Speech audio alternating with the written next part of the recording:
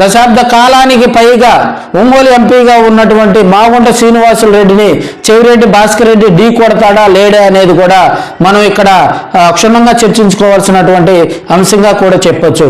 ఇక్కడ ఒంగోలు నియోజకవర్గంలో ఒకవైపు దామచర్ల జనార్దన్, మరోవైపు బాలినేని శ్రీనివాసరెడ్డి వారిరువురు కూడా అసెంబ్లీ నియోజకవర్గం నుంచి ఒకరిపై ఒకరు కయ్యానికి కాలువకున్నటువంటి సందర్భాలు చూస్తూనే ఉన్నాం.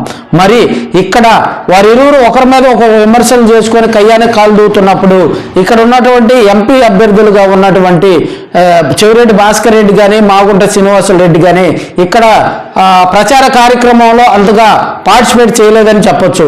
ఇక్కడ అసెంబ్లీ నియోజకవర్గం జిల్లా హెడ్ క్వార్టర్ అయినటువంటి ఇక్కడ వారు ప్రచారంలో ఇరువురు కూడా కొంత వెనకబడి ఉన్నారని కూడా చెప్పుకోవచ్చు.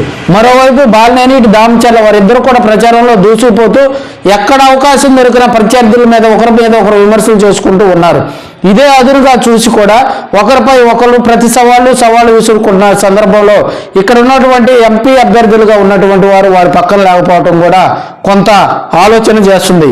అంటే వారి ప్రమేయం, వారి ప్రభావం ఒంగోలులో కనిపిస్తుందా, లేకపోతే రేపు గెలిచిన తర్వాత వారి స్థానం ఒంగోలు నియోజకవర్గంలో ఎక్కడ ఉంటుందో కూడా మనం తెలుసుకోవచ్చు.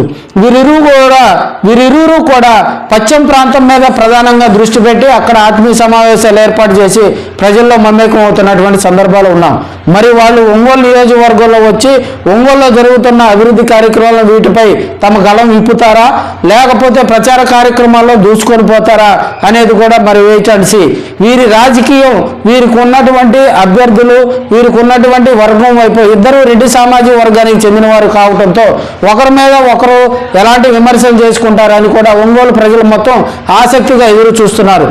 ఎవరు గెలిచినప్పటికీ కూడా ఎంపీ అభ్యర్థిగా వారు ఒంగోలులో గనక చురుగ్గా కార్యక్రమాలు చేపట్టుకుంటూ ఒంగోలు చుట్టుపక్కల నియోజకవర్గాల్లో కూడా వారు తమ ప్రచార కార్యక్రమాల్లో పాల్పంచుకుంటూ వారి సంక్షేమ పథకాలు, వారి మేనిఫెస్టోని కనుక ప్రజల్లోకి తీసుకెళ్ళినట్టయితే వారిరువురికి కూడా విజయం అనేది దోపూచులాడేటువంటి సందర్భాలు మనం చూసాం. గతంలో ఇదే మాగుంట శ్రీనివాసులు రెడ్డి వైవి సుబ్బారెడ్డి మీద ఓడిపోవడం జరిగింది. మరి ఇప్పుడున్నటువంటి పరిస్థితుల్లో అభ్యర్థి మారాడు, పార్టీ మారేని కాబట్టి మరి మాగుంట శ్రీనివాసులు రెడ్డి చెవిరెడ్డి భాస్కర్ రెడ్డి మీద విజయ దుందుబీలు మోగిస్తాడా, లేక చెవిరెడ్డి భాస్కర్ రెడ్డి తనకున్న ఆర్థిక బలం, అంగబలంతో మాగుంటని ఢీకొని విజయ డగ్గా మోగిస్తాడా అనేది కూడా మనం మరికొన్ని రోజులు వెయిట్ అండ్ సీ. ఇదండి ఒంగోలు ఎంపీ సీటుపై ప్రస్తుతం రాజకీయ విశ్లేషణ. మరో వీడియోతో మళ్ళీ కలుద్దాం. అంతవరకు సెలవు, నమస్కారం.